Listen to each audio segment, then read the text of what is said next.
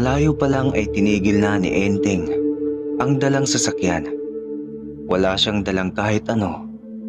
Ang perang pantubos sa kanyang mag-iina ay hindi niya tinupad. Bakit naman niya gagawin iyon? Uto-uto ba siyang matatawag? Hindi. Mangmang lang ang susunod sa mga taong halang ang kaluluwa. Kayang-kaya niyang iligtas ang mag-iina niya gamit ang kapangyarihan ng mga birtud at agimat na taglay niya. Balak pa sana niyang gabayan si Igni sa paglalakbay nito para makakuha ng hinahangad na birtud ng gabi. Subalit hindi na yata siya aabot pa, kaya hangad na lamang niya ang tagumpay nito. Malaking tulong rin si Igmi sa buhay niya at sa pamilya nito. Kung sakaling maswerte nga siyang mapagtagumpayan ang lahat ng balakid at makakuha ng isa sa mga mutya, mapaitim o puti man iyon, pwedeng-pwede na niya iyong maging gamit sa lahat ng gusto niyang paggamitan. Nagdasal siya sa taong tinuturing niyang kaibigan at sana'y mapagtagumpayan din niya ang pagliligtas sa kanyang mag-iina bago lumabas ng sasakyan. Habang binabagtas ni Enteng ang kinaroroonan ng mataas na gate, ay natatanaw niya ang dalawang nakabantay sa harap nito. Hinding-hindi siya makikita ng dalawa dahil sa sasakyan pa lang ay inusal na niya ang latin para maglaho siya sa paningin ng mga taong dumukot sa pamilya niya. Naisipan niyang paglaruan na muna ang dalawa. Mag-iisip pa siya ng paraan kung paano makaakyat sa mataas na bakod gayong may live wire sa taas. Kumuha siya ng kapirasong bato at ibinato iyon sa noo ng kaharap. "Aray, bakit ka ba nang babato?" Hangil nito. "Bakit naman kita babatuhin? Nagbabasa ako rito ng news para hindi ako antukin. Wala man lang pakapi ang bus natin." Reklamo nito. Ito ang may hawak ng susi kaya inaral ni Enteng kung paano makuha mula sa pagkakabit sa pantalon nito ang nasabing susi. Kumuha ulit si Enteng ng bato at kaagad na ibinato rin dito. "Ay, ano ba yan? Nananadya ka ba ha?" Galit na tanong nito, sabay tabi ng hawak na newspaper at tumayo para sugurin ang kaharap nitong gulat na gulat sa kanyang reaksyon habang si Enteng ay tahimik na napangiti. "Ayun, nangangamoy away na," sambit ni Enteng sa sarili. "Inaano ba kita?" Reklamo ng isa. "Inaano pala ha? Ito sa'yo." Wika nito sabay suntok sa kasama. Nang magdikita na sila ay iyon na ang pagkakataon ni Enteng para makuha ang susi sa gilid ng lalaking mataba. Kaagad niyang binuksan ang gate at napaatras siya nang makitang mas maraming bantay sa loob. Napatingin ang isa sa mga bantay nang buksan niyang maliit na pintuan. Napakunot pa ang noo nito at napatakbo nang marinig ang iringan ng mga kasamahan mula sa labas. Kaagad na pumasok si Enteng at diretso nang umusad papunta sa loob ng hideout na iyon. "Anong nangyayari sa inyong dalawa?" Rinig pa ni Enteng na tanong ng isa sa mga kasamahang bantay sa loob. Patuloy lang siyang naglakad para hanapin kung saan nakatago ang kanyang mag-iina.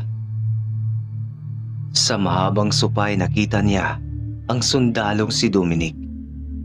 Kaharap nito ang tiyuhing dating obispo ng bayan habang may kausap sa telepono.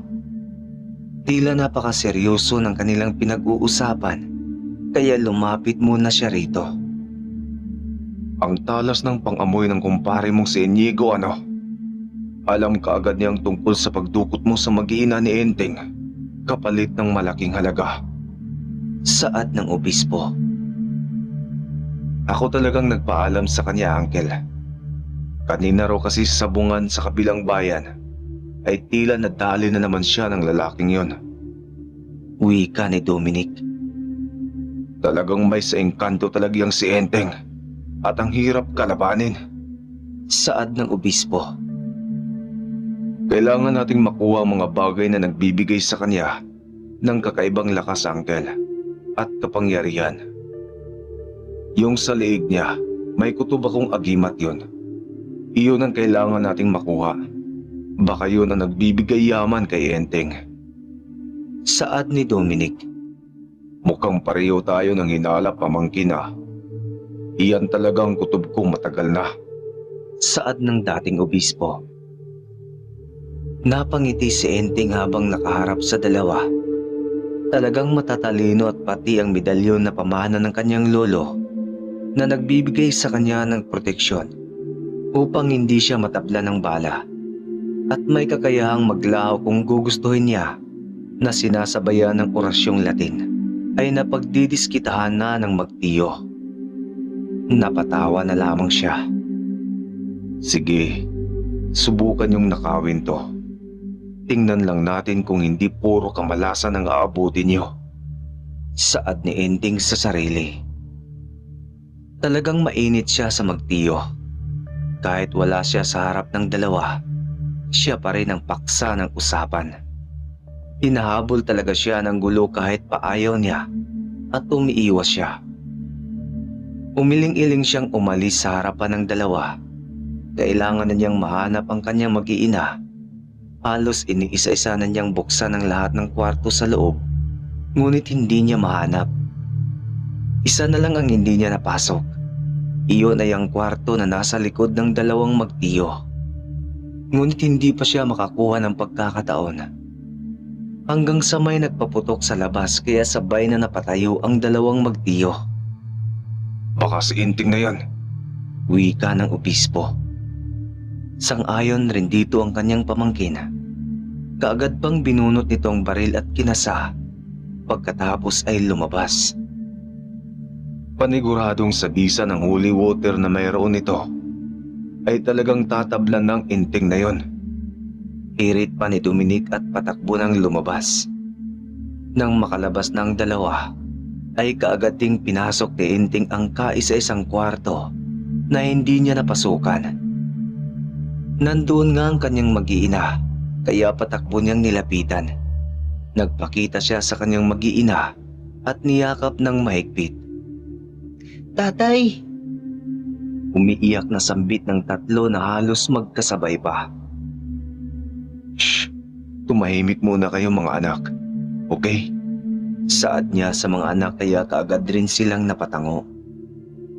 "Salamat naman at nahanap mo kami, Enteng." Sambit ng asawang si Ginang Tasya. Siyempre. Pero kailangan na nating magmadali bago tayo maabutan ng mga yon. Halina kayo. Wika ni Enteng sabay dampi ng palad sa kanilang mga noo at maging sa kanyang asawa. Huwag na huwag kayong umimik mga anak. Sumunod lang kayo sa akin. Tasya, hawakan mo lang ng mahigpit si Bunso. Alalahanin niyong walang may makakita sa inyo. Kaya huwag na huwag kayong matakot. Sambit ni Enteng. Mabilis na niyang inakay ang kanyang mag-iina. Magulo pa ang kanyang isipan kung saan niya idadaan ang kanyang asawa at mga anak, gayong napakataas ng pader. Hanggang sa pumasok sa kanyang isipan ang isang ideya. Kapag nadiskubre ng dalawa na wala na ang kanilang bihag, ay paniguradong lalabas kaagad ang mga yon para hanapin sila gamit ang sasakyan. Kaya doon niya dinala ang kanyang mga anak at asawa. Saktong nakatalikod ang lahat ng bantay, maging ang dalawang magtiyo sa sasakyan. Kaya walang makakapansin kapag bubuksan niyang pinto ng sasakyan. Kaagad niyang pinapasok ang kanyang mga anak at asawa. Mag-iisip na lamang siya ng paraan kung paano sila makakababa kapag malapit na sila sa kanilang sasakyan.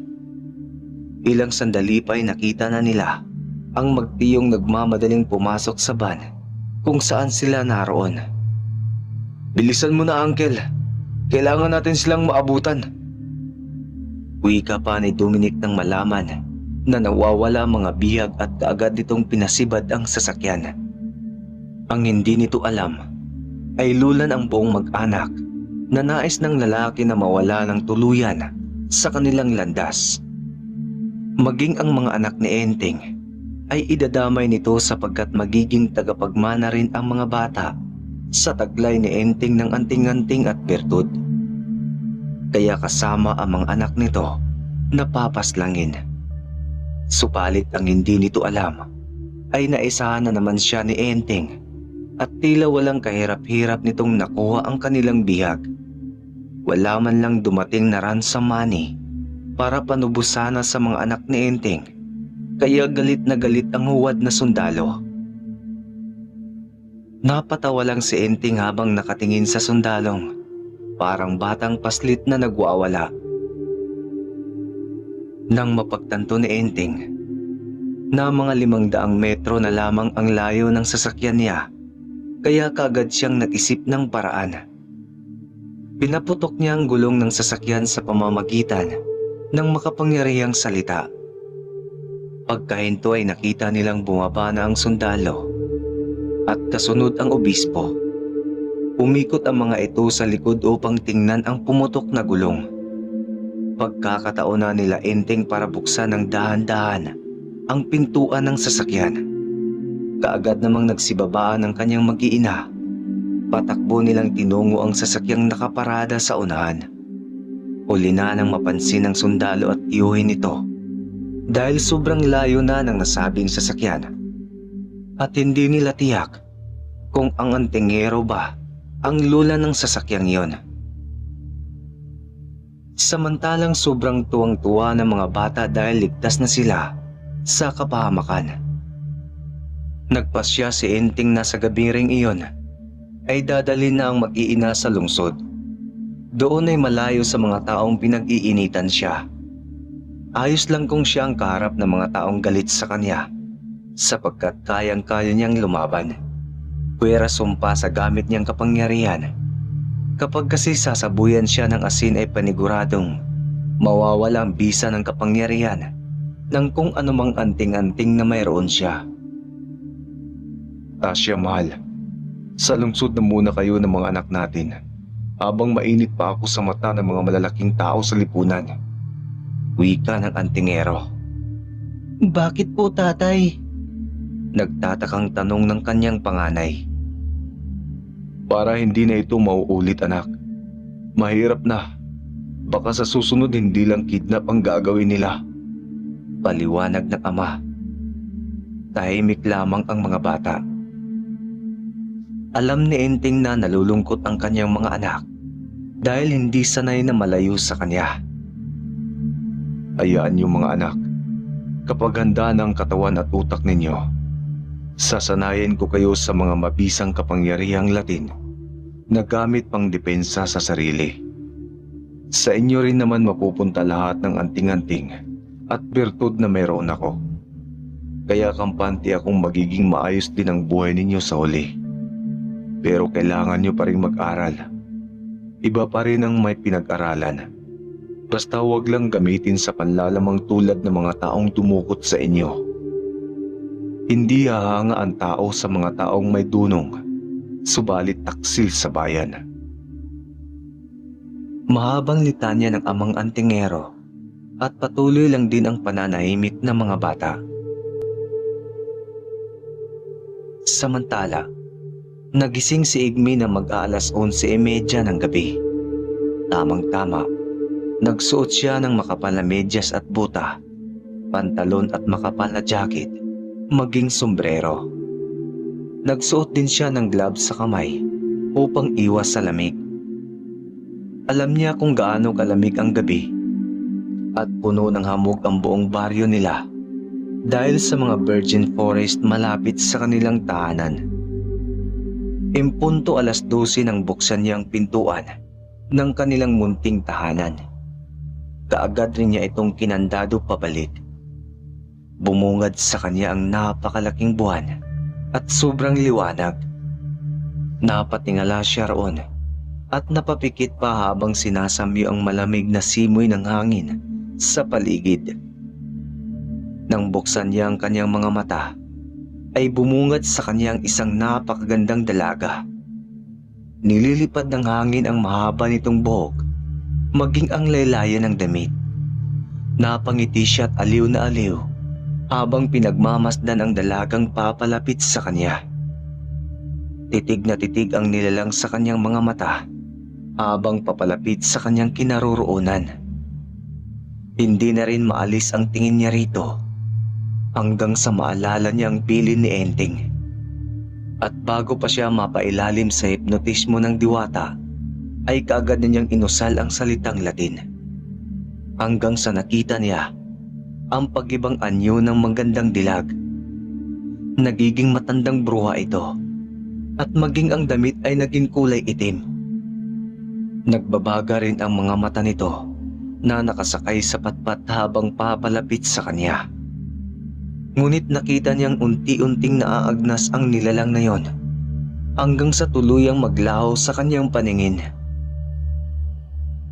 Napabuntong hininga si Egmi. Hindi pa man siya nakaalis ng bahay ay kamuntik na siyang madali.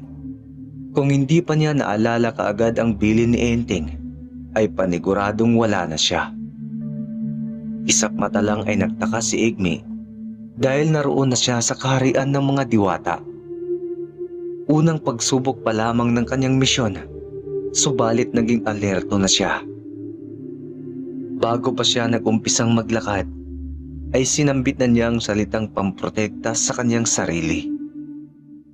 Desidido siyang magkaroon ng bertud na katulad ng kay Enteng. Hindi para pantayan o di kaya'y maging kompetensya ng mabait niyang amo. Ang kanyang boss Enteng pa rin ang taong hinahangaan niya dahil sa kakaibang prinsipyo nito. Si Enteng pa rin ang taong nagkaroon siya ng malaking utang na loob at iyon ang tatanawin niya lagi sa buong buhay niya. Alam niyang mabuting tao ang kanyang amo, ngunit hindi kailanman pumasok sa kanyang isipan na manlamang umanggancho dahil sa kabutihang ipinapakita nito. Hangad din niyang advokasya ng amo ang tumulong sa mga may hirap. Kung sakaling magkaroon siya ng kapirasong mutya ng gabi, ganoon din ang gagawin niya katulad ni Enteng. Ang tulungan ang buong mamamayan sa baryo sapagkat humanga siya sa nagawa ng kanyang amo. Dahil rito, nagkaroon sila ng libreng traktor at kung ano pang libreng gamit, pang-araro.